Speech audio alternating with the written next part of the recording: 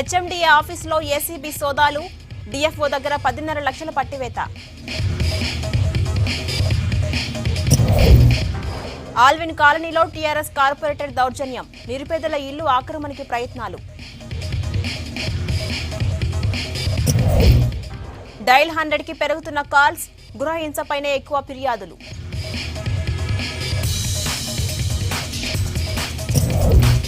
పాత బస్తీలో చిట్టీల పేరుతో 15 కోట్లు మోసం, 250 మందిని ముంచి పరారైన మహిళ. హైదరాబాద్లో తగ్గుతున్న ఉష్ణోగ్రతలు, పెరుగుతున్న చలితో జనం ఇబ్బందులు.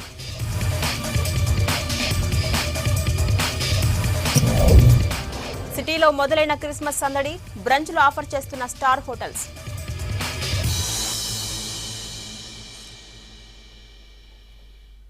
హైదరాబాద్ నానక్ రామ్గూడ హెచ్ఎండిఏ ఆఫీసులో ఆకస్మిక దాడులు చేశారు ఏసీబీ అధికారులు. కొంతకాలంగా వస్తున్న ఫిర్యాదులు, దాడులు నిర్వహించారు. తనిఖీలో డిఎఫ్ఓ ప్రకాష్ దగ్గర 10,50,000 రూపాయలతో పాటు ఇతర డాక్యుమెంట్లు దొరికాయి. దాంతో అతని ఆఫీసులు, ఇళ్లలో ఏసీబీ అధికారులు సోదాలు చేశారు. హైదరాబాద్ నానక్ రామ్గూడ హెచ్ఎండిఏ ఆఫీసులో ఆకస్మిక దాడులు చేశారు ఏసీబీ అధికారులు. దాడుల్లో డిఎఫ్ఓ ప్రకాష్ దగ్గర 10,50,000 రూపాయలతో పాటు ప్రకాష్ పర్సులోని 19,000 నగదుని స్వాధీనం చేసుకున్నారు. డబ్బు విషయం అడిగితే డిఎఫ్ఓ ప్రకాష్ పొంతనలేని సమాధానాలు చెబుతున్నట్లు తెలుస్తోంది. అంత డబ్బు ఎక్కడి నుంచి వచ్చింది, ఎవరు ఇచ్చారు అనే కోణంలో దర్యాప్తు చేస్తున్నారు ఏసీబీ అధికారులు. హెచ్ఎండిఏ కార్యాలయ సిబ్బందికి సంబంధించి చాలా ఫిర్యాదులు తమ దగ్గరకు వచ్చాయన్నారు డీఎస్పీ సూర్యనారాయణ. హైదరాబాద్ పరిసర ప్రాంతాల్లో చెట్లు, మొక్కలు పెట్టడం, మెయింటెనెన్స్ కు సంబంధించిన బిల్స్ విషయంలో అధికారులు లంచాలు డిమాండ్ చేస్తున్నట్లు డిఎఫ్ఓ ప్రకాష్ పై ఆరోపణలు ఉండడంతో దాడులు చేశామన్నారు. డబ్బుతో పాటు ఇతర డాక్యుమెంట్లను పరిశీలిస్తున్నామని తెలిపారు. హెచ్ఎండిఏ కార్యాలయంతో పాటు ప్రకాష్ ఇంట్లో కూడా దాడులు నిర్వహించామన్నారు ACB DSP Suryanarayana. Urban forestry department ఉంది హెచ్ఎండిఏలో. ఇందులో హైదరాబాద్ గ్రోత్ కారిడార్ లిమిటెడ్ కూడా దీంట్లో ఒక పార్ట్. ఇందులో ఇవాళ అర్బన్ ఫారెస్ట్రీ డిపార్ట్మెంట్ వాళ్ళు చెట్లు పెంచే వాళ్ళు కంట్రాక్టర్స్ ఉంటారు. ఈ అర్బన్ ఫారెస్ట్రీ దాంట్లో కంట్రాక్టర్స్ ఉంటారు. ఆ కంట్రాక్టర్స్ బిల్స్ పాస్ చేయడానికి లంచం డబ్బులు తీసుకొని ఆ బిల్స్ని పాస్ చేస్తున్నట్టు మాకు ఇన్ఫర్మేషన్ వచ్చింది. దాంతో ఈరోజు మేము ఉదయం ఇక్కడ సర్ప్రైజ్ చెక్ చేశాం. సర్ప్రైజ్ చెక్లో భాగంగా ఈ ఐ ప్రకాష్ అని డిఎఫ్ఓ గారి రూమ్లో 10,50,000 రూపాయలు మేము చూసాము, ఫైండ్ అవుట్ చేశాము. ఆ 10,50,000 కూడా మేము ఈరోజు సీజ్ చేశాము. దాని మీద ఇంకా ఎవరిచ్చారనే దాని మీద కూడా మేము ఇంకా డీప్గా ఇన్వెస్టిగేషన్ చేస్తున్నాము. డిఎఫ్ఓ ప్రకాష్ కి సంబంధించి దాడులు కొనసాగుతున్నాయన్నారు ఏసీబీ అధికారులు. ప్రకాష్ అవినీతిపై క్లారిటీ వస్తే ఖచ్చితంగా అరెస్ట్ చేస్తామన్నారు. కొందరు అధికార పార్టీ నేతల కబ్జాల పర్వం హైదరాబాద్ సిటీలో కంటిన్యూ అవుతోంది. మొన్న ఈ మధ్య కార్పొరేటర్గా గెలిచిన ఓ కార్పొరేటర్ పేదల ఇళ్లను కబ్జా పెట్టేశాడు. తన అనుచరులతో దాడి కూడా చేయించిన సంఘటన శేరిలింగంపల్లి నియోజకవర్గంలోని ఆల్విన్ కాలనీలో జరిగింది. ప్రభుత్వం జేఎన్ఆర్యూఎం పథకం కింద పేదలకు ఇల్లు కేటాయించింది. కూలీ నాలీ చేసుకుని జీవించే ఇక్కడి పేదలు ఈ మధ్య కరోనా విజృంభించడంతో ఇళ్లకి తాళాలు వేసుకుని ఊళ్లకు వెళ్లారు. ఇళ్లలో ఎవరూ లేకపోవడంతో టీఆర్ఎస్ నేతలు తాళాలు వేసిన ఇళ్లని తమవే అంటూ దౌర్జన్యానికి దిగారు.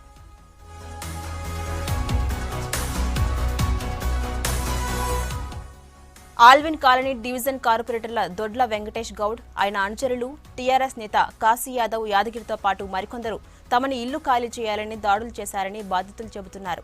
ఇల్లు ఖాళీ చేయాలి, లేదంటే 4 ఇండ్లు 10 లక్షల రూపాయలు తమకు ఇవ్వాలని డిమాండ్ చేస్తున్నట్టు బాధితులు చెబుతున్నారు. అన్యాయాన్ని ప్రశ్నించినందుకు మహిళలపై దాడులు చేసినట్టు చెబుతున్నారు. కాశీ యాదవ్ వచ్చి అన్న కింద కార్పొరేటర్ వచ్చిండు రా అని చెప్పిండనా. సరే అనేసి ఈయన భోంచేసి ఆయన చేతి కడుక్కొని కిందికి వచ్చిండు. అన్న నమస్తే అన్నాడు. ఆయన అటు వెళ్ళేసి వచ్చిండు. నమస్తే నువ్వెవడా నాకు నమస్తే పెట్టడానికంటే ఫండ్ 2 వచ్చిండు అన్న. ఈయన కిడిపోయలే పోతే అని నన్ను లాగి ఇది బంగారు గొలుసు పుస్తకం తాడి ఇట్లా ఇసిరేసిండు. ఆ యాదిరి ఆడ తీసుకున్నాడు. తర్వాత ఇట్లా గీసి చింపిరన్న. తర్వాత నేనన్నా అదేంది ఒక్క మనిషిని బట్టి కొడుతున్నారు అంటే, మీరు ఎక్కడి నుంచి బతకనికి వచ్చి ఇక్కడ ఇగో 4 ఇండ్లు 10 లక్షలు ఇవ్వాలంటే ఎవడి ఇల్లు ఎవరికి ఇవ్వాలన్నా చెప్పండి. మీరు ఎవడి ఇల్లు ఎవరికి ఇవ్వాలి? బెనిఫిషియర్ లేరా నీ దగ్గర? మాకు 4 ఇల్లు ఇవ్వాలరా, 5 ఇల్లు ఇవ్వాలరా అంటే ఎవడి ఇల్లు ఎవరికి ఇవ్వాలి చెప్పండి. మీరే బెనిఫిషియర్ లేరు మీ దగ్గర. దొంగలు అది ఇది ఇష్టం వచ్చినట్టు కానీ గొడవ పంచాది. అక్కడ వచ్చి కారు ఆపి 2-3 రౌడీలు వచ్చారు. కాశీ యాదవ్, యాదగిరి, శ్రీనివాసు, సంగమేశ్వరు తర్వాత ఇంకొక ఇద్దరు పేర్లు తెలియని వాళ్ళు వచ్చారు. వచ్చిన తర్వాత కార్పొరేటర్ పిలుస్తారని చెప్పింది. సరే నేనేం చేసిన, కార్పొరేటర్ కదా పిలిచింది కదా అని చెప్పి నేను యథార్థంగా బయటికి వచ్చి అక్కడ నిలబడ్డాను. వీళ్ళు 10 మంది అన్నాడు, అన్న పిలుస్తున్నారు అన్నారు. ఏ అన్న అంటే కార్పొరేటర్ అన్న. సరే మాట్లాడతా వచ్చింది కదా అని చెప్పి మేము నిలబడ్డాం. తర్వాత అక్కడ నిలబడితే ఏమన్నాడు, రాగానే అన్న నమస్తే అన్న, నమస్తే ఎవరు అని చెప్పి నాకు పాడుమని కొట్టి రెండవ చెయ్యి ఇట్లా కొట్టింది. దాదాపు 40 ఇల్లు అమ్మిండు సార్ ఇక్కడ కార్పొరేటర్ వెంకటేష్ గౌడు. అది మొత్తం ఎంక్వైరీ చేస్తే బయటికి వెళ్తుంది మొత్తం. మా దగ్గర పేపర్ లేదన్నాడు. మా దగ్గర పేపర్ లేకుండా గవర్నమెంట్ వాళ్ళు పోలీసు వాళ్ళు ఎందుకు ఇల్లు ఇస్తారు? పోలీసు వాళ్ళకి వాళ్ళకి సపోర్ట్ చేస్తే పోలీసు వాళ్ళు లంచం తిన్నాడు వాడికి, అందుకే రాజనాయుడు గారికి సపోర్ట్ చేస్తున్నాడు. వాళ్ళని బదలాం చేసిండు. తర్వాత మేమేం చేసినాం, తప్పదని చెప్పి మేము కోర్టు ద్వారా పోయి ఆర్డర్ తెచ్చుకున్నాం. ఎవరెవరు ఏం చేసిండు తాళాలు 3 సార్లు అన్న వచ్చి మమ్మల్ని అందరిని బచాయించిండు. అన్న రాకపోతే మేము బచాయించే వాళ్ళం కాదు. వాళ్ళంతా ఇల్లంతా కబ్జా చేసుకుని వాళ్ళు ఇది చేసేవాళ్ళు. ఇప్పుడు అందరు బెనిఫిషియర్ ఒక్కొక్కరు 85,000 కట్టుకుని ఉన్నారు. కట్టి గవర్నమెంట్ బిల్లు తెచ్చుకున్నారు. కరెంటు మీటర్ వచ్చింది, వాళ్ళకి నల్ల కనెక్షన్ వచ్చినాయి. ఇక అన్నీ వచ్చిన తర్వాత మీ ఇల్లు 4 ఇల్లు 10 లక్షలు అంటే నేను 10 లక్షలు ఏడుకెళ్ళి తేవాలి, 4 ఇల్లు ఎక్కడికి వెళ్ళాలి? ఆడవాళ్ళు కూడా బెదిరించింది, మీరు ఇల్లు కాల్ చేసి వెళ్ళాలి, మిమ్మల్ని చంపుతా అని చెప్పి వాళ్ళని బెదిరించి వెళ్ళినారు. కావాలంటే అక్కడ ఉన్నారు అడగండి. తర్వాత దానివల్ల కేసు అయింది సార్. ఈ కేసు మేము కోర్టు ద్వారా పోయి తెచ్చుకున్నాం. పోలీసు వాళ్ళు కూడా పట్టించుకోలేదు మమ్మల్ని. పోలీసు వాళ్ళు పట్టకపోతే కోర్టు ద్వారా పోతే వీళ్ళు ఇక్కడ ఎంతమంది ఉన్నారో అంతమంది మీద కేసు బుక్ అయింది. ఇప్పుడు 2 నెలలు అయింది సార్. చూడండి, మీరే చూడండి. ఆల్విన్ కాలనీ డివిజన్లో టీఆర్ఎస్ నేతలు దౌర్జన్యం చేయడంతో ఆ ప్రాంతంలో పర్యటించారు బీజేపీ నేతలు. బీజేపీ నేత Ravikumar Yadav, Allwyn colony division BJP corporator అభ్యర్థి సురభి రవీందర్ అక్కడికి చేరుకున్నారు. అధికార గర్వంతో మహిళల్ని కూడా చూడకుండా చంపుతామని బెదిరిస్తున్న టీఆర్ఎస్ కార్పొరేటర్ ఇతర నేతలపై చర్యలు తీసుకోవాలని డిమాండ్ చేశారు. ఆల్విన్ కాలనీ డివిజన్ల ఇల్లమ్మబండ రాజు కృగాల్పల గత 2 నెలల కింద ఇక్కడ స్థానికంగా రాజు నాయకు, లక్ష్మి, వీళ్ళందరి దగ్గర వీళ్ళు బెనిఫిషరీస్. వీళ్ళు కరోనా టైంలో బయటికి పోతే వచ్చి తాళాలు వేసుకోరు టీఆర్ఎస్ నాయకులు. వేసుకొని వీళ్ళని బెదిరించి అప్పుడు తీసుకుందామంటే నేను వచ్చి కాపాడిన వీళ్ళందరినీ. అప్పటి నుంచి కేసు పెడితే కేసే కాలేదు. ఇంకా ఇప్పుడు మళ్ళా గెలిచిన తర్వాత మీ సంగతి చూస్తామని చెప్పి వీళ్ళ పాపం వీళ్ళందరినీ కూడా ఇబ్బంది పెడతా ఉన్నారు. వీళ్ళు బెనిఫిషరీస్, అసలైన బెనిఫిషరీస్ వీళ్ళు. వీళ్ళకంట వీళ్ళ దగ్గర నుంచి 10 లక్షల రూపాయలు కావాలంట, 4 ఇల్లులు కావాలంట. ఇది ఎందుకు ఇంతగానో పబ్లిక్ని టార్చర్ చేస్తున్నారు? ఏంది ఇది? వ్యవస్థ ఎక్కడ పోతుంది? ప్రభుత్వం ఉందా లేదా? అసలు వీళ్ళెవరు డిసైడ్ చేయడానికి? గవర్నమెంట్ డిసైడ్ చేస్తుంది, జిహెచ్ఎంసీ డిసైడ్ చేస్తుంది, Raju Gruhakalpa Rangareddy district collector decide చేస్తాడు. ఏదైనా ఉంటే వీళ్ళెవరండి? నాకు అర్థం కాదు. ఇలాంటి అరాచకాలు, దౌర్జన్యాలు, దోపిడీలు, ఎవరైనా ఏదైనా ఇష్యూ మీద మాట్లాడితే వాళ్ళని కొట్టడం జరుగుతున్నది. ఇష్యూస్ ఉంటే కూర్చోవాలి, మాట్లాడాలి. బస్తీ పెద్దలు ఉంటారు, మాట్లాడాలి. లేకుంటే పోలీస్ కంప్లైంట్ ఇవ్వాలి, మాట్లాడాలి. న్యాయస్థానానికి వెళ్ళాలి, మాట్లాడాలి. అంతేగాని ఒక ఆడవాళ్ళ మీద ఇష్టం వచ్చినట్టు చీరలు, జాకెట్లు చిరగతట్టు కొట్టడము ఇది ప్రజాస్వామ్య దేశంలో చాలా దారుణము.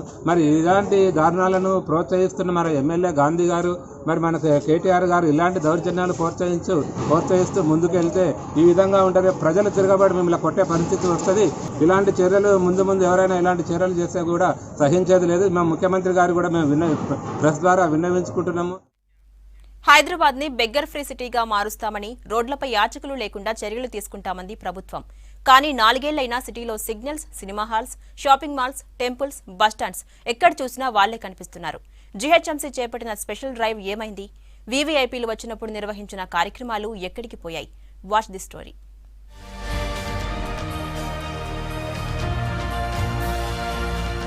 నగరంలో భిక్షాటనం చేసే వారి సంఖ్య రోజురోజుకు పెరుగుతోంది. జంక్షన్లు, signal, cinema halls, shopping malls, temples, bus stands, railway stations ఇలా ఎక్కడ చూసినా యాచకులే కనిపిస్తున్నారు. అయితే సిటీలో భిక్షాటన నియంత్రణ కోసం ప్రభుత్వం ఓ ప్రణాళికను రూపొందించి జీహెచ్ఎంసీ ద్వారా స్పెషల్ డ్రైవ్లు, అవగాహన కార్యక్రమాలు చేపట్టింది. గతంలో ట్రాఫిక్ పోలీసుల, జైళ్ల శాఖతో కలిసి యాచకులను శివార్లలోని షెల్టర్ హోంలకు, చిన్నారులను చైల్డ్ లైన్ సెంటర్లకు పంపించి శారీరకంగా బాగున్న వారికి కౌన్సిలింగ్ ఇచ్చి ఉపాధి అవకాశాలు కల్పిస్తామని తెలిపింది. అయితే ఇవన్నీ మాటలే తప్ప చేతల్లో ఏమాత్రం కనిపించలేదంటున్నారు సిటీ జనం. ముస్లింలు ఎక్కువ మంది అయిపోయారు. వాళ్ళకి ఇంకా మాస్క్ ఉండదు, ఇంకా అడిగితే ముట్టుకుంటున్నారు.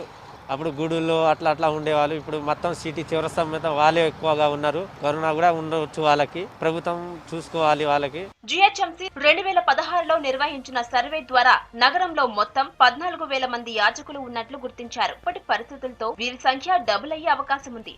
ప్రస్తుత కరోనా సమయంలో అజాగ్రత్తగా ఉండొద్దని డాక్టర్లు హెచ్చరిస్తున్నా సర్కార్ ఎందుకు పట్టించుకోవట్లేదని ప్రశ్నిస్తున్నారు నగరవాసులు. బెగ్గింగ్ ఫ్రీ సిటీగా హైదరాబాద్ ను మారుస్తామన్న ప్రభుత్వ హామీ ఏమైంది అంటున్నారు. సిటీలో బెగ్గర్స్ గొడవ ఎక్కువగా ఉంది. సిగ్నల్ పడ్డ కాడ 10-15 మంది ఉరుకొచ్చి వాళ్ళ ముఖాలకు మాస్కులు పెట్టకుండా అందరు చుట్టుముట్టి ఎవరికి కరోనా ఉందో ఎవరికి కరోనా లేదో ఎవరికి తెలియదు. వివాంక వచ్చినప్పుడు ప్రభుత్వము ఏమేమో బెగ్గర్ని తీసుకెళ్లి జైల్లో పెట్టి వాళ్లకు చేసింది. తెలంగాణ గురించి గొప్పగా చెప్పుకోవడానికేనా ఆ సిచ్యువేషన్లో అలా చేశారు. ఇప్పుడేంది పట్టించుకుంటలేరు. మళ్ళీ సెకండ్ వేవ్ స్టార్ట్ అవుతుంది అంటారు. వాళ్ళకు కనీసం ఏదైనా ఉపాధి చూపెట్టి వాళ్ళని ఒక దగ్గర తీసుకెళ్దాము, విధంగా ఉంచుదాం అనేది ప్రభుత్వము ఎలాంటి చర్య తీసుకుంటలేదు. ఇక చిన్న పెద్ద తేడా లేకుండా రోడ్లపైకి వస్తున్నారు యాచకులు. మాస్కులు, భౌతిక దూరం పాటించాలన్న కనీస జాగ్రత్తలు వీరు పాటించకపోవడంతో వైరస్ వ్యాప్తికి దారితీసే అవకాశం ఉంది అంటున్నారు సిటీ జనం. రోజుకి సిటీలో అడుక్కునే వాళ్ళు ఎక్కువైపోతారు. ఎక్కడ చూసినా సిగ్నల్స్ దగ్గర వాళ్ళే ఉంటారు. అప్పుడెప్పుడో చూసినప్పుడు కొద్దిగా అయితే గుళ్ళ అక్కడ ఉండేది. కానీ ఇప్పుడు ప్రతి సిగ్నల్ దగ్గర సిగ్నల్ పడంగానే కథ వాళ్ళు వచ్చేసి గ్లాస్ వేసి కొట్టుడు, అంత డబ్బులు ఇవ్వకపోతే ఏదో విధంగా చూడడం చాలా ఘోరంగా ఉంది. అప్పుడు ఎవరో ఇవానికి వస్తుందని ఆమె వచ్చే టైంలో తీసుకువెళ్ళు గవర్నమెంట్. ఆమె వచ్చింది పోయింది, వాళ్ళ తర్వాతకి రోడ్ల మీద వదిలేసారు. మనం అంటే తెలుసు కాబట్టి మనం కరోనా గురించి మాస్కులు వేసుకుని అది ఉండే వాళ్ళు ఎవరెవరో వస్తే రోడ్డు మీద వచ్చే వాళ్ళు అందరి దగ్గర పోయి అడుక్కుంటారు. వాళ్ళు కరోనా గురించి తెలియదు, అసలే తెలియదు. కావున వాళ్ళు కూడా ఒకసారి ఆలోచించి ఈ అడుక్కునే వాళ్ళని లేకుండా ప్రశాంతంగా ఉండేటట్టు చేయాలి. ఇవాంక వచ్చినప్పుడు నిర్వహించిన స్పెషల్ డ్రైవ్లు ఇప్పుడు ప్రజల కోసం చేయరా అంటూ నిలదీస్తున్నారు. కరోనాపై అవగాహన లేకపోవడం, ఆకలి బాధతో వాహనదారుల దగ్గరికి వెళ్తున్నారు యాచకులు. దీంతో భయపడుతున్నారు వాహనదారులు. ప్రస్తుత పరిస్థితులను దృష్టిలో పెట్టుకుని యాచకులకు భోజనం, వసతి సౌకర్యాలు కల్పించి రోడ్లపైకి రాకుండా ప్రభుత్వం చర్యలు తీసుకోవాలని కోరుతున్నారు నగరవాసులు. హైదరాబాద్ లో పట్టుబడ్డ నకిలీ డాక్టర్ సాయి కుమార్ దందాలు ఒక్కోటి వెలుగులోకొస్తున్నాయి. మీర్పేట మున్సిపల్ కార్పొరేషన్ ముందు సాయి క్లినిక్ పేరుతో హాస్పిటల్ నిర్వహిస్తున్న ఈ శంకర్ దాదా ఎంబీబీఎస్ ను పోలీసులు బుధవారం అరెస్ట్ చేశారు. వైద్య విద్య చదవకుండానే ఎంబీబీఎస్ బోర్డు పెట్టుకుని సాయి కుమార్ వైద్యం చేస్తున్నట్లు గుర్తించారు. మెడికల్ డిగ్రీ సర్టిఫికేట్స్ ఏవీ ఆయన దగ్గర లేకపోవడంతో కేసు నమోదు చేసి దర్యాప్తు మొదలుపెట్టారు.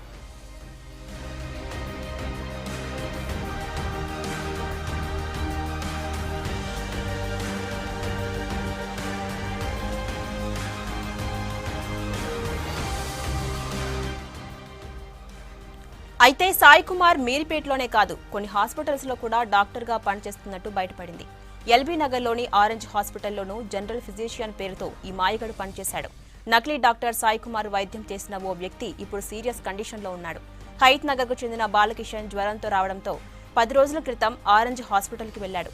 అతనికి 10 రోజుల పాటు ట్రీట్మెంట్ ఇచ్చి ఈ ఫేక్ డాక్టర్ పరిస్థితి విషమించడంతో మరో హాస్పిటల్ కి తీసుకెళ్లాలని సలహా ఇచ్చాడు.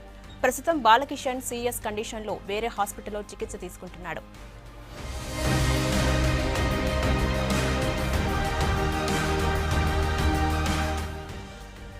ఇక నకిలీ డాక్టర్ సాయి కుమార్ అరెస్టుతో పేషెంట్ బాలకిషన్ కుటుంబ సభ్యులు ఆరెంజ్ హాస్పిటల్కు వచ్చి యాజమాన్యాన్ని నిలదీశారు. అయితే అసలు ఆ డాక్టర్ తమ దగ్గర పనిచేయలేదని హాస్పిటల్ యాజమాన్యం చెబుతోంది. పేషెంట్ కుటుంబ సభ్యులు మాత్రం తమ దగ్గర ఇన్సూరెన్స్ డబ్బులు వసూలు చేసుకుని ఇక తమ వల్ల కాదని బయట హాస్పిటల్కు పంపారని అంటున్నారు.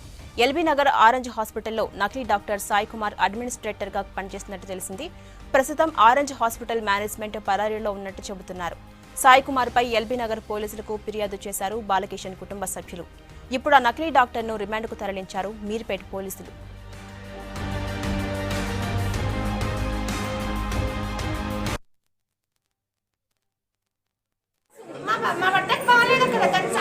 ఇక్కడికి వచ్చినప్పుడు నడుచుకుంటూ వచ్చిండు. ఇక్కడ నుంచి 9 డేస్ ట్రీట్మెంట్ అయినప్పుడు లంగ్స్ రాగానే జనరల్ ఫిజిషియన్ అని చెప్పి తను చూశాడు సాయి కుమార్ అనే అతను. తను ఇప్పుడు ఇంటర్ చదివిన వ్యక్తి అని మాకు ఇప్పుడు తెలిసింది. తను ట్రీట్మెంట్ చేసినాక తను నడుచుకుంటూ వచ్చిండు. వెళ్ళేటప్పుడు 50% లంగ్స్ ఖరాబ్ అయింది అని చెప్పి రాగానే 9 డేస్ ట్రీట్మెంట్ చేసి 90% లంగ్స్ ఖరాబ్ అయ్యాయి అని చెప్తారు. హాస్పిటల్లో ట్రీట్మెంట్ చేసి తగ్గడానికో పెరగడానికో 50 నుంచి 90 కదా 50 నుంచి కిందకి వస్తుందా? ట్రీట్మెంట్ చేస్తే తగ్గుతుందా? ఇప్పుడు ఇక్కడ యశోద హాస్పిటల్ చేసుకున్నాడు. తన ట్రీట్మెంట్ మొత్తం దాన్ని వాళ్ళే చేయించారు, మేనేజ్మెంట్ వాళ్ళే చేయించారు. తన ఖర్చు అంతా వాళ్ళే పెట్టుకున్నారు. ఇక్కడ 7 lakhs పెట్టినా అక్కడ ఇప్పుడు 20 lakhs అంటున్నారు. మరి తను మంచిగా డబ్బులని కూడా కాదు, తను ఎంతమంది పేషెంట్ ఇట్లా చంపుతారు. చిన్న చిన్న పిల్లలు ఉన్నారు. నాకు ఏమైనా నా పరిస్థితి ఏంటి రేపు? ఇట్లా ఎంతమంది జీవితాలతో ఆడుకుంటారు, ఎంతమంది ప్రాణాలు తీస్తారు హాస్పిటల్కి వస్తే. ఆపదలో ఉన్న ప్రతి ఒక్కరికి ముందుగా గుర్తొచ్చేది డైల్ 100. ఎమర్జెన్సీ సర్వీస్ కోసం ఏర్పాటు చేసిన డైల్ 100కు కాల్స్ రోజు రోజుకు పెరుగుతున్నాయి. ఈ ఏడాదిలో నవంబర్ 30 వరకు రికార్డు స్థాయిలో 11,51,000 కాల్స్ వచ్చాయి. రోజుకు 3,000 నుంచి 4,000 కాల్స్ రిసీవ్ చేసుకుంటున్నారు సిబ్బంది.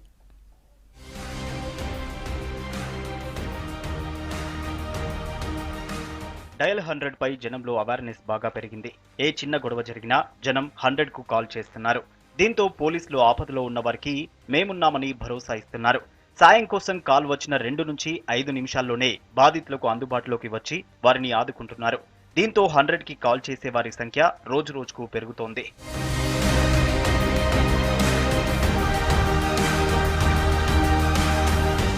ఎమర్జెన్సీ సర్వీస్ కోసం 2013 ఏప్రిల్ 11న రాష్ట్ర ప్రభుత్వం డయల్ 100ను ప్రారంభించింది. టెక్నాలజీతో రాష్ట్ర వ్యాప్తంగా 727 పోలీస్ స్టేషన్స్, 29 పోలీస్ కంట్రోల్ సెంటర్స్తో దీన్ని కనెక్ట్ చేశారు. గత 6 ఏళ్లలో డయల్ 100కు 55,62,389 కాల్స్ వచ్చాయి. ప్రతిరోజు దాదాపు 3,000 నుంచి 4,000 కాల్స్ వస్తున్నాయి. గత నెల 91,664 కాల్స్ ను డయల్ 100 సిబ్బంది రిసీవ్ చేసుకున్నారు. ప్రతిరోజు 3,055 కాల్స్ కి ఆన్సర్ చేశారు. ఇలా ఈ ఏడాది నవంబర్ 30 వరకు మొత్తం 11,51,000 ఎమర్జెన్సీ కాల్స్ వచ్చాయంటున్నారు అధికారులు.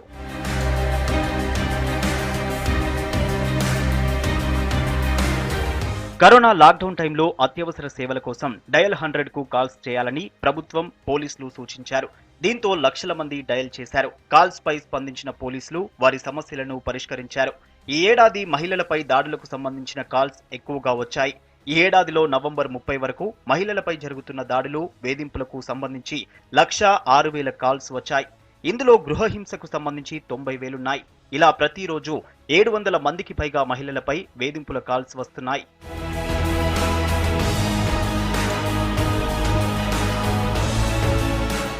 ఉమెన్ హెల్ప్ లైన్ 181 కి కూడా కాల్స్ పెరుగుతున్నాయి. గత 3 ఏళ్లుగా 8,43,524 కాల్స్ ను 181 సిబ్బంది రిసీవ్ చేసుకున్నారు. గృహహింస, ఆడపిల్లల అమ్మకాలు, వరకట్న వేధింపులకు సంబంధించిన కంప్లైంట్స్ వచ్చాయి. నగరంలో ఈ ఏడాది గృహహింస కేసులు పెరిగాయి. ఫిర్యాదుల కోసం పోలీస్ కంట్రోల్ రూమ్ కు ఫోన్లు చేస్తున్న వారి సంఖ్య పెరిగింది. సాధారణ రోజులతో పోల్చితే లాక్డౌన్ తర్వాత 45% గృహహింస ఫిర్యాదులు పెరిగాయంటున్నారు అధికారులు. మహిళా హెల్ప్ లైన్ నంబర్ 181 ద్వారా ఎక్కువ ఫిర్యాదులు వస్తున్నాయని చెబుతున్నారు. కుటుంబ సభ్యులంతా ఒకే చోట ఉండటం వల్లే కేసులు పెరిగాయంటున్నారు సైకాలజిస్టులు.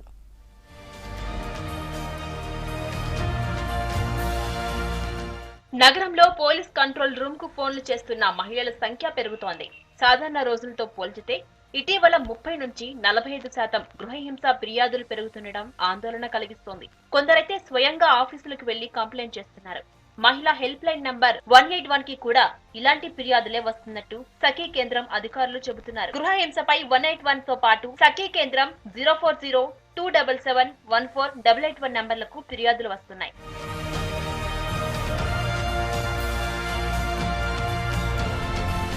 గత 10 ఏళ్లలో గృహహింసపై తెలుగు రాష్ట్రాల్లో 2.5 లక్షలకు పైగా ఫిర్యాదులు వచ్చాయని జాతీయ మహిళా కమిషన్ చెప్పింది. కరోనా లాక్డౌన్ లో నగరంలో ఇలాంటి కేసులు పెరిగాయంటున్నారు సైకాలజిస్టులు. కుటుంబ సభ్యులంతా ఒకే చోట ఉండటంతో మహిళలకి సవాల్గా మారిందంటున్నారు. అమ్మాయిని ఎమోషనల్ గా ఎంపవర్ చేయటం ఇంటి నుంచే మొదలైతే గృహహింస కేసులకు చెక్ పెట్టొచ్చంటున్నారు సైకాలజిస్టులు. ఇంట్లో అమ్మా నాన్నలు గొడవ పడితే పిల్లల్లో సైకలాజికల్ గా మార్పులు వచ్చే అవకాశం ఉందంటున్నారు. ఈ కరోనా వచ్చినప్పటి నుంచి నాట్ ఓన్లీ ఇన్ హైదరాబాద్, ప్రపంచమంతా కూడా గృహహింస కేసులు చాలా పెరిగిపోయినాయి.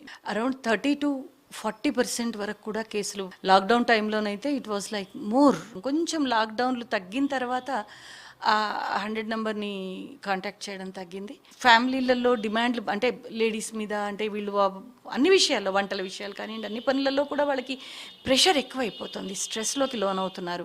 సో అదే టైంలో ఈ గృహహింస అనేది కూడా పెరగడం వల్ల చాలా రకాల సమస్యలకి లోనవుతూ ఉన్నారు. ఇప్పుడు భరోసా లాంటి సెంటర్స్ కానీ, సఖీ సెంటర్స్, ఇవన్నిట్లలో మనం అబ్జర్వ్ చేస్తే చాలా వరకు ఈ మన గణాంకాలు చెప్తూ ఉన్నాయి. Emotional strengthening, emotional empowerment is very important.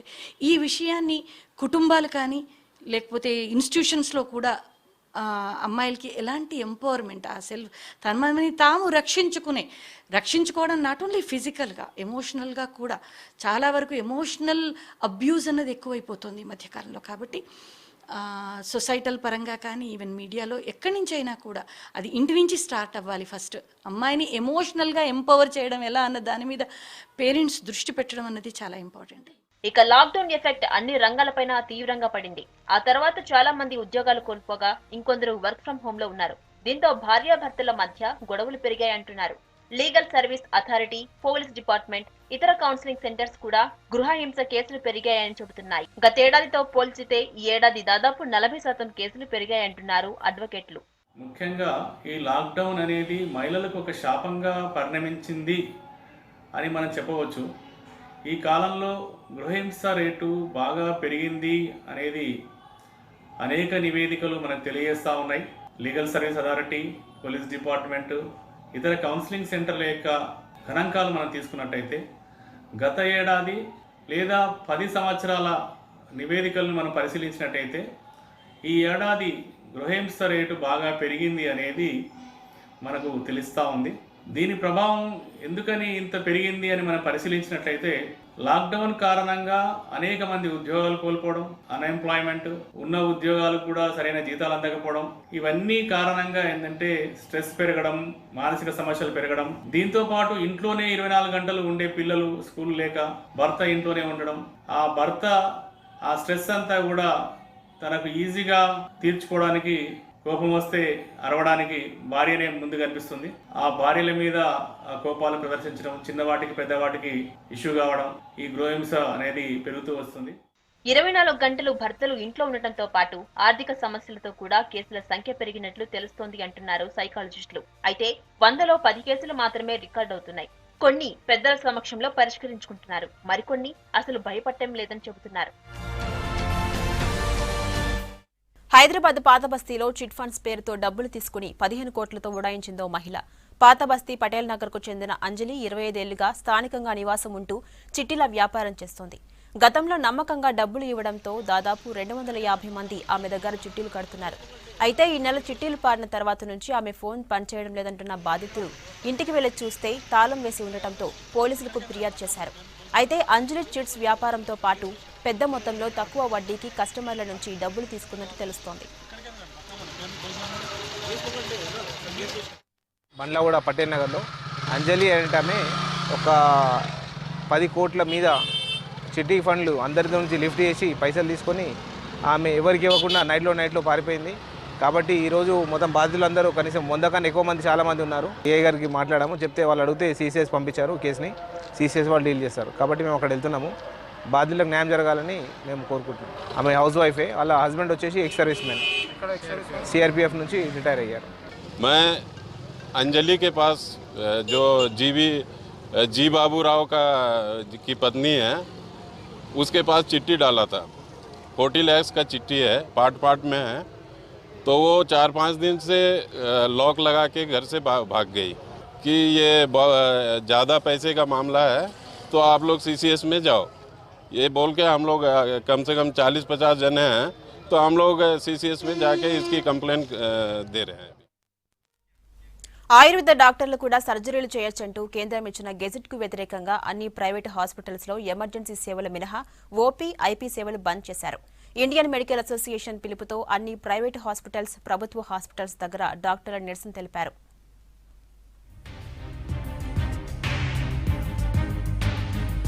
దేశవ్యాప్తంగా ప్రైవేట్ హాస్పిటల్స్ బంద్ అయ్యాయి. హాస్పిటల్స్ లో పనిచేస్తున్న అలోపతి డాక్టర్స్ అంతా నిరసనలు చేశారు. ఆయుర్వేద డాక్టర్స్ కూడా 58 రకాల సర్జరీలు చేయొచ్చంటూ కేంద్రం ఇచ్చిన గెజిట్ కు వ్యతిరేకంగా నినాదాలు చేశారు డాక్టర్లు. అన్ని వైద్యాలను మిక్స్ చేస్తూ మిక్సోపతి చేయొద్దంటూ నినాదాలు చేశారు.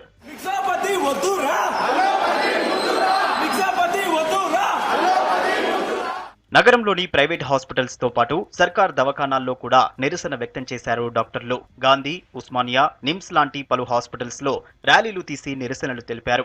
Basavatarakam Indo American cancer hospital, Apollo, KIMS లాంటి హాస్పిటల్స్ లో ధర్నాలు చేశారు ప్రైవేట్ డాక్టర్స్. ఎంబీబీఎస్ చదివిన తర్వాత కూడా సర్జరీ చేయడం వీలు కానప్పుడు ఆయుర్వేదిక్ డాక్టర్స్ ఆయుర్వేదిక్ చదువుకుంటూ జనరల్ సర్జరీ ఎలా చేస్తారు? ఇప్పుడు వాళ్ళు అలాంటి పరిస్థితుల్లో పోయి ఆపరేషన్ చేస్తే వాళ్ళు ఎలాంటి మందు వాడతారు, ఎలాంటి శస్త్రచికిత్సలు ఎలాంటి సామాన్ వాడతారు, మళ్ళీ అనస్థీషియా ఏమి ఇస్తారు, దాని మీద క్వశ్చన్ ఉంది. మళ్ళీ ఒకవేళ అపెండిక్స్ తీస్తే ఆ అపెండిక్స్ తీసిన తర్వాత ఆ భాగంని కుట్టాల్సి వస్తుంది. చెట్టు దారం తీసుకొని కుడతారా, ఏం తీసుకొని కుడతారని చెప్పి ఆలోచన. వాళ్ళు చదివేది మేము ఆయుర్వేదిక్, హోమియోపతి, యునాని అన్ని వాళ్ళు కంపల్సరీ గవర్నమెంట్ ప్రోత్సహించాలా, వాళ్ళ పద్ధతిని వాళ్ళు చేసుకోవాలా. కానీ జనరల్ సర్జరీ ఎందుకు అనవసరంగా దాంట్లో మధ్యలో? ఎంబీబీఎస్, ఎండీ, ఆ తర్వాత సూపర్ స్పెషాలిటీ శిక్షణ తీసుకున్న తర్వాత అల్లోపతి వైద్యులు శస్త్రచికిత్సలు నిర్వహించడానికి అర్హులవుతున్నారని చెబుతున్నారు డాక్టర్లు. అయితే ప్రభుత్వ ఆదేశాల ప్రకారం 6 నెలల శిక్షణతో ఆయుర్వేద వైద్యులు శస్త్రచికిత్సలు చేసేందుకు అర్హత పొందడం అంటే రోగుల ప్రాణాలతో చెలగాటమాడడమే అంటున్నారు.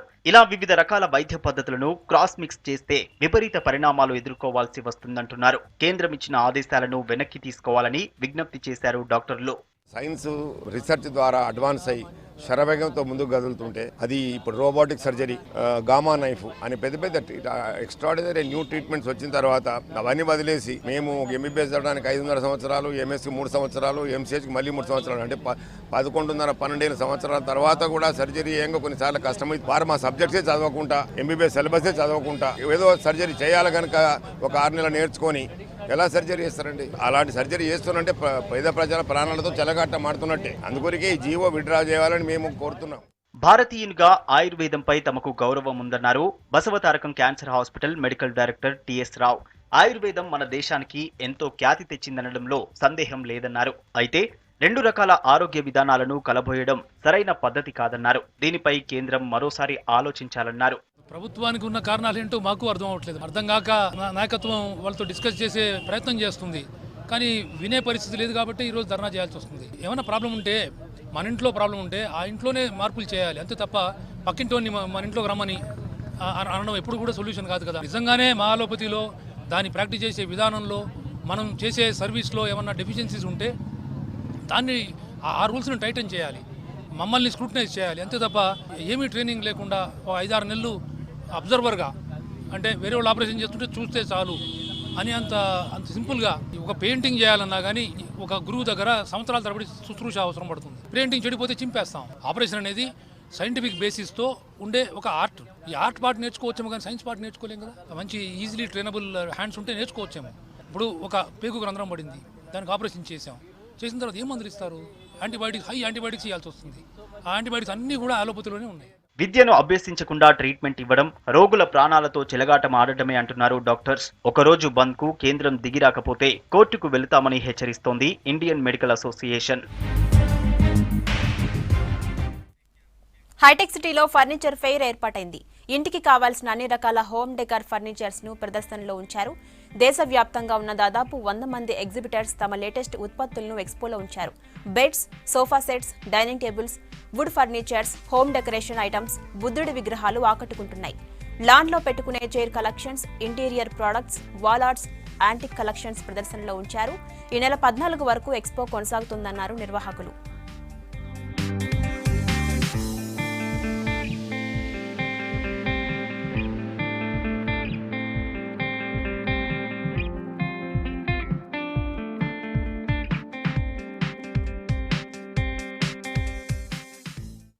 మార్నింగ్ 10 o'clock నుంచి ఈవినింగ్ 8:30 వరకు ఈ షో నడుస్తుంది. ఆల్ ఓవర్ ఇండియా నుంచి మనకి furniture, home decor products, artefacts products, ఇంటికి సంబంధించిన ప్రతి ఒక్క ఐటమ్ ఒకటే ఎగ్జిబిషన్ సెంటర్లో పెట్టడం జరిగింది. December 11th నుంచి 14th వరకు 4 days ఉంటుంది. Friday, Saturday, Sunday, Monday. More than 100 stalls ఉన్నాయి మేడం ఆల్ ఓవర్ ఇండియా. మన హైదరాబాద్ నుంచి ఉన్నాయి, బాంబే నుంచి ఉన్నాయి, ఢిల్లీ నుంచి ఉన్నాయి, చెన్నై నుంచి ఉన్నాయి. ఆల్మోస్ట్ మేజర్ సిటీస్ నుంచి, అన్ని సిటీస్ నుంచి ఉన్నాయి. లాస్ట్ 12 yearsగా ఆర్గనైజ్ చేస్తూనే ఉన్నాం. ఇది after Covid the second exhibition. ఇంతకుముందు లేక లేదు, కానీ ఓకే. మీకు టీక్వుడ్ ఫర్నిచర్స్ కానివ్వండి, స్పెషల్ టీక్వుడ్ ఫర్నిచర్ ఉంది. లెదర్ ఫర్నిచర్ ఉంది, ప్లస్ ఇక్కడ చూసుకుంటే మనకి గార్డెన్ ఫర్నిచర్ మొత్తం ఎంటైర్ హైదరాబాద్లో ఎక్కడ దొరకదు గార్డెన్ ఫర్నిచర్. ఇంత రేంజ్ గార్డెన్ ఫర్నిచర్లో ఒకటే ప్లేస్లో దొరుకుతుంది, అది మా ఎగ్జిబిషన్లోనే. అంటే ఈచ్ అండ్ ఎవ్రీథింగ్కి వేరే వేరే షాప్కి వెళ్ళాల్సి వస్తుంది. ఈ ఎగ్జిబిషన్కి అయితే ఏంటంటే ఆ షాప్స్ అన్నీ ఒకటే చోట ఒకటే రూఫ్ కింద తీసుకొచ్చి పెట్టాము. వనస్థలిపురం మాంగళ్య షాపింగ్ మాల్ సిబ్బంది ఆందోళనకు దిగారు. యాజమాన్యం జీతాలు సరిగా ఇవ్వడం లేదన్నారు. కస్టమర్లు తమపై దాడి చేసినా పట్టించుకోవటం లేదని ఆవేదన వ్యక్తం చేశారు మహిళా సిబ్బంది. సాలరీ పెంచమంటే లేదు, బోనస్ అంటే లేదు. టైమింగ్ లేడీస్ కి 8:30కి పంపిస్తారు. సరే 8:30 పంపాను, 9:30 అవుతుంది. మేము ఇంటికి పోయి మా ఫ్యామిలీ ఉంటుంది, మా పిల్లలు ఉంటారు. ఎట్లా చేసుకోవాలి మేము పని? ఎప్పుడు ఏమనంటే కస్టమర్ ఉన్నారు అంటారు. కస్టమర్ ఉంటే మేము లేకుండా తోలిస్తాం కదమ్మా, ఉంటేనే కదా అని మాట్లాడుకుంటున్నారు. సాలరీ కూడా పర్ఫెక్ట్ ఇవ్వట్లేదు సార్. 1 year అయితే సార్, 1 year నుంచి 8,000కి ఎవరు చేస్తారు సార్? ఆమెనే దమ్మకిన ఖరాబ్ అయిందా అది ఇది అనేసి నా మీదనే కొట్టింది. సార్ వాళ్ళు కూడా మాట్లాడకుండా సార్ వాళ్ళ దగ్గరుండి కూడా కొట్టించారు. డిమాండ్ అంటే సాలరీ కూడా పెంచాలి, మళ్ళీ అంటే ఇట్లా కొట్టడం కూడా పద్ధతి కాదు. సార్ వాళ్ళ దగ్గరుండి డీల్ చేయాలి, కానీ సార్ వాళ్ళు డీల్ చేయట్లేదు. సార్ వాళ్ళే ఇంకా దగ్గరుండి కొట్టిస్తున్నారు. మరి తప్పు సార్ అని అంటే లేదు, మా కస్టమర్లే దేవుళ్ళు, వాళ్ళదే ఇది చెల్లాలి మొత్తం అనేసి సార్ వాళ్ళు. బ్రాహ్మణులు అన్ని రంగాల్లో రాణించాల్సిన అవసరం ఉందన్నారు రాష్ట్ర ప్రభుత్వ సలహాదారు రమణాచారి.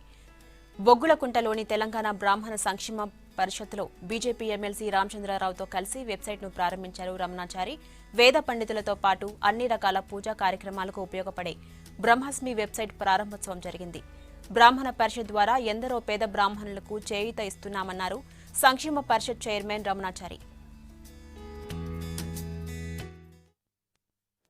సర్వీస్ ఓరియంటెడ్గా ముందుకు పోగలిగినట్టయితే ఎంతోమంది బ్రాహ్మణులకి ఇది ఎంతో ఉపకరిస్తుందని చెప్పని నా విశ్వాసం. వరుణ్ లాంటి వాళ్ళు ఇంకొక 5-6 సంస్థలు పెట్టినట్టయితే తప్పకుండా ఇక్కడ ఉండేటువంటి బ్రాహ్మణులకు అందరికీ కూడా పూజా కార్యక్రమాల్లో కానీ, అపరకర్మల్లో కానీ, శుభ కార్యక్రమాల్లో కానీ అన్నిట్లలో పాల్గొని మేము కూడా మా కుటుంబాన్ని మంచిగా చూసుకుంటున్నాం అనేటువంటి సంతృప్తిని కలిగించడానికి ఇవాళ ఇది ఒక అంకురార్పణ లాగా ఉందని నేను భావిస్తూ, we unite India and we unite Indian culture. కాశ్మీర్లో మంత్రాలు చదివినటువంటి ఒక వేద పండితుడు, కింద కేరళలో అదే వేద పండితుడు వరుణ్ శర్మ లాంటి ఒక వ్యక్తి, ఒక యువకుడు ఆ ప్రయత్నం ఈరోజు చేశాడు. అది సాంకేతిక యుగంలో సాంకేతిక పరిజ్ఞానంతో ఈరోజు ఆ ఒక సంస్కృతిని కాపాడే ప్రయత్నము.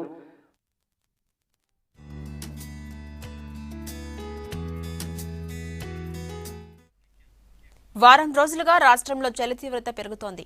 రాత్రిపూట ఉష్ణోగ్రతలు బాగా పడిపోతున్నాయి. కనిష్ట ఉష్ణోగ్రతలు 2 నుంచి 3 డిగ్రీలు తక్కువగా నమోదవుతున్నాయని వాతావరణ శాఖ అధికారులు తెలిపారు. మారుతున్న చలి పరిస్థితులతో పాటు చర్మానికి సంబంధించిన కేర్ తప్పనిసరి అంటున్నారు డాక్టర్లు.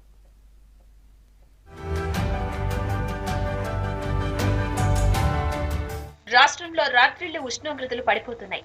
కుమ్రంభీం జిల్లాలో కనిష్టంగా 9.8 డిగ్రీల సెల్సియస్ నమోదవగా ఆదిలాబాద్, మేడ్చల్, మల్కాజ్గిరి, సంగారెడ్డి, రంగారెడ్డి, మహబూబ్ నగర్, నాగర్ కర్నూలు జిల్లాల్లో 11 డిగ్రీలుగా నమోదవుతున్నట్టు వాతావరణ శాఖ అధికారులు చెబుతున్నారు. మిగతా అన్ని జిల్లాల్లోనూ 12 నుంచి 16 డిగ్రీల సెల్సియస్ గా ఉన్నాయి.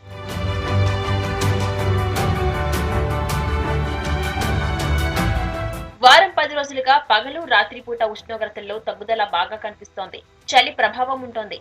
రాత్రి వేళల్లో తేమ శాతం పెరిగి చలిగాలులు వీస్తూ ఉండడంతో జనం ఇబ్బందులు పడుతున్నారు. చిరు వ్యాపారులతో పాటు ఉదయాన్నే లేచి పనులకు వెళ్లే వాళ్ళని వారం రోజులుగా చలి వణికిస్తోంది. ప్రస్తుతం తూర్పు, ఆగ్నేయం వైపు నుంచి గాలులు వీస్తున్నాయి. దీని ప్రభావంతో రాబోయే 2 రోజుల మధ్య పశ్చిమ తెలంగాణ ప్రాంతాల్లో 14 నుంచి 16 డిగ్రీలు నమోదవుతాయని అధికారులు చెప్పారు. ఈశాన్య, ఉత్తర, దక్షిణ జిల్లాల్లో ఉష్ణోగ్రతలు 17 డిగ్రీలు ఉండే ఛాన్సెస్ ఉన్నాయి. హైదరాబాద్ లో కనిష్ట ఉష్ణోగ్రతలు 17 డిగ్రీల పైన నమోదవ్వచ్చంటున్నారు వాతావరణ శాఖ అధికారులు. బాగానే ఉంది, ఫుల్ గానే ఉంది. మార్నింగ్ 5 o'clock లేస్తాం మేము. 5 o'clock లేసి 6 o'clock టైంలో డ్యూటీకి వస్తాం అనమాట. 1 hourలో రెడీ. అవి మనసు బాగానే ఉంది. చలి కూడా చాలా విపరీతంగా ఉంది. 3 days నుంచి బాగానే వస్తుంది చలి. లేవాలి అనిపించినా అనిపించకపోయినా ఇక తప్పదు, ఎందుకంటే డ్యూటీ చేయాలి కాబట్టి ఖచ్చితంగా రావాలి. ఇక చలికాలం చర్మ సమస్యలు రావడం సహజం అంటున్నారు డాక్టర్లు. చర్మానికి పొడిబార తత్వం ఉంటుందని, దాంతో ఎగ్జిమా బారిన పడే అవకాశం ఉందంటున్నారు. వింటర్ సీజన్ లో సోరియాసిస్ కేసులు పెరుగుతాయి. థైరాయిడ్ ఉన్న వాళ్ళలోనూ చర్మం మరింత పొడిబారే అవకాశం ఉంటుంది. ఈ కాలంలో సబ్బులు వాడకుండా మాయిశ్చరైజర్స్, కొబ్బరి నూనె, గ్లిజరిన్, వైట్ పెట్రోలియం జెల్ వాడుకోవాలని చెబుతున్నారు. బయటికి వెళ్లేటప్పుడు తప్పనిసరిగా సన్ స్క్రీన్ లోషన్ అప్లై చేయాలని డెర్మటాలజిస్టులు సూచిస్తున్నారు. చాలా మంది పేషెంట్స్ రకరకాల ప్రాబ్లమ్స్తో వస్తారు వింటర్లో. ఎస్పెషల్లీ దురదలు, విపరీతంగా దురదలతో, హ్యాండ్స్ లెగ్స్ బాగా దురదలతో వస్తుంటారు. కొంతమందికి ఏంటంటే పొట్టులాగా వచ్చి మన పొరల్లాగా ఊడిపోతూ ఉంటుంది, అలా వస్తారు. కొంతమంది స్కిన్ ఏంటంటే బ్లీడ్ కూడా అవుతుంది, ఎక్కువగా డ్రై అయిపోయి బ్లీడ్ కూడా అవుతుంది అనమాట. సో ఇలా రకరకాల రీజన్స్ తోటి వస్తుంటారనమాట. మామూలుగా ఏంటంటేనండి వింటర్లో సాధారణంగా ఎవరికైనా కూడా డ్రై అవుతుంది. ఎస్పెషల్లీ కోస్టల్ ఏరియా నుంచి, ఇప్పుడు ఆంధ్ర సైడ్ నుంచి వచ్చి ఇటు మనది పొడి వాతావరణం, ఈ చలిలో ఈ పొడి వాతావరణానికి వాళ్ళకి ఇంకా ఎక్కువ ప్రాబ్లమ్స్ ఉంటాయన్నమాట. అందుకని వీలున్నంత వరకు మనకి ఇంట్లో అందుబాటులో ఉండే ఆయిల్స్ని మనం వాడుకొని మనం మాయిశ్చరైజ్ చేసుకోవాలి. ఎస్పెషల్లీ ఈ సీజన్లో ఈజీగా అవ్వకుండా ఉండాలి అంటే కంపల్సరీగా మనం ఆయిలింగ్ చేయడము, మనం బయటకు వెళ్ళినప్పుడు హెయిర్ కూడా కవర్ చేసుకోవడం అనేది చాలా ఇంపార్టెంట్. హెయిర్లు వదిలేకోకుండా చక్కగా వాటిని టై చేసి పెట్టుకుంటే కనుక హెయిర్ పాడవకోకుండా ఉంటుంది, ఫ్రిజీగా ఉండకుండా ఉంటుంది అనమాట. ఇలా జాగ్రత్తలు తీసుకుంటే కనుక డెఫినెట్గా హెయిర్, స్కిన్ కూడా మనకి ఈ సీజన్లో మనం జాగ్రత్తగా ఉంచుకోవచ్చు. ఇక చలి ఎక్కువగా ఉన్న టైంలో కేర్ తీసుకోకపోతే చర్మ వ్యాధులే కాకుండా హెయిర్ ఫాల్ కూడా ఎక్కువగా ఉంటుందని హెల్త్ ఎక్స్పర్ట్స్ చెబుతున్నారు. సిటీలో క్రిస్మస్ పండుగ సందడి మొదలైంది. ఫెస్టివల్ షాపింగ్స్ తో బిజీ అయ్యారు నగరవాసులు. మరోవైపు హోటల్స్ కేక్ మిక్సింగ్ సెరమనీలను తక్కువ మందితో నిర్వహిస్తున్నాయి. ప్రతి ఏడాదిలాగే ఈసారి కూడా క్రిస్మస్ బఫెట్లకు ఏర్పాట్లు చేస్తున్నాయి hotels. Veg, non veg different cakes తో బ్రంచ్లను ఆఫర్ చేస్తున్నారు హోటల్ నిర్వాహకులు.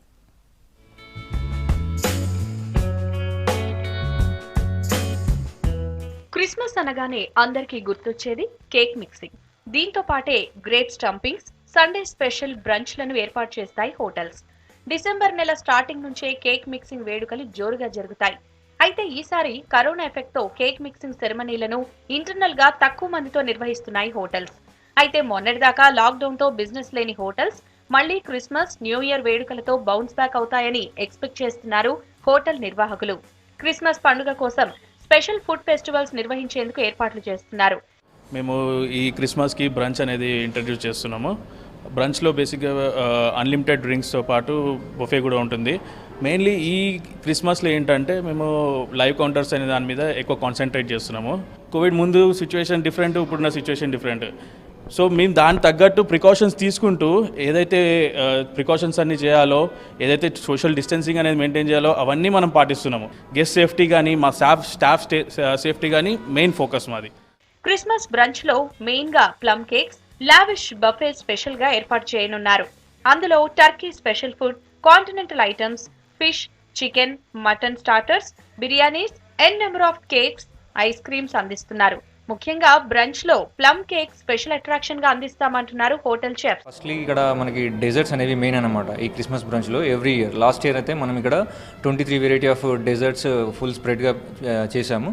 అండ్ దానిలో 6 varieties of roulades and 6 varieties of chocolate domes and ఇంకా పానకోటా.